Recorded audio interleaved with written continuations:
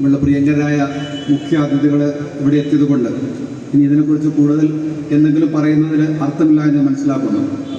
ഇന്നത്തെ ഈ യോഗത്തിൻ്റെ പ്രധാന അജണ്ട ഒന്ന്, കേരള സർക്കാർ ഈ ആഴ്ച അവതരിപ്പിച്ച ബജറ്റാണ്.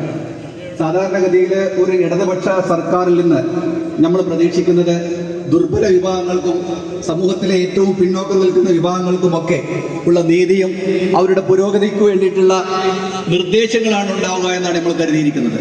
പക്ഷേ കഴിഞ്ഞ കാലഘട്ടങ്ങളിലുള്ള കമ്മ്യൂണിസ്റ്റ് സർക്കാരിൻ്റെ, നമ്മളുടെ കേരള സർക്കാരിൻ്റെ അവരുടെ ഓരോ പരിപാടികളും പരിശോധിച്ച് നോക്കുകയാണെങ്കിൽ കമ്മ്യൂണിസ്റ്റ് സംസ്കാരം തീരെ അവർക്ക് ഇപ്പോൾ ഉൾക്കൊള്ളുന്നില്ല എന്നുള്ളതാണ് നമ്മൾ മനസ്സിലാക്കുന്നത്.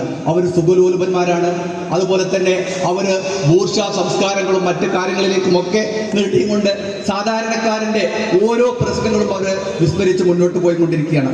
നേരത്തെ ഇവിടെ സൂചിപ്പിച്ചു, സാധാരണക്കാരൻ ബാധിക്കുന്ന നികുതി കൂട്ടുന്ന പ്രശ്നം, അതുപോലെ തന്നെ നിത്യോപയോഗ സാധനങ്ങളുടെ വില, ഇതൊക്കെ പറയുകയാണെങ്കിൽ നീണ്ട പട്ടികയാണ്. സർക്കാർ ഖജനാവിൽ പണമില്ല എന്നാണ് നമ്മളുടെ സർക്കാർ പറയുന്നത്. അതേ സമയത്ത് അവർക്ക് ആവശ്യമായിട്ടുള്ള കാര്യങ്ങൾക്ക് നിർലോഭം ചെലവഴിക്കുവാനുള്ള പണം സർക്കാരിൻ്റെ ഖജനാവിലുണ്ട് താനും. ഇപ്പം ഈ അടുത്ത കാലത്ത് ഒരു ഓർഡർ ഇറക്കുകയുണ്ടായി.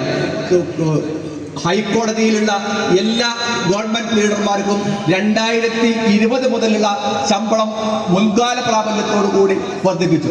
ഇതൊക്കെ ഇരിക്കെ നൂറുകണക്കിന് ഗവൺമെന്റ് ലീഡർമാര് ഹൈക്കോടതിയിൽ സർക്കാരിനുണ്ടായിരിക്കെ ഇടതുപക്ഷ നേതാക്കന്മാരുടെ കേസ് നടത്തുന്നതിന് സുപ്രീം കോടതിയിൽ നിന്ന് വലിയ വലിയ ഫീസ് കൊടുത്ത് വക്കീലന്മാരെ കൊണ്ടുവരുന്നതും നമ്മൾ കണ്ടുകൊണ്ടിരിക്കുകയാണ്.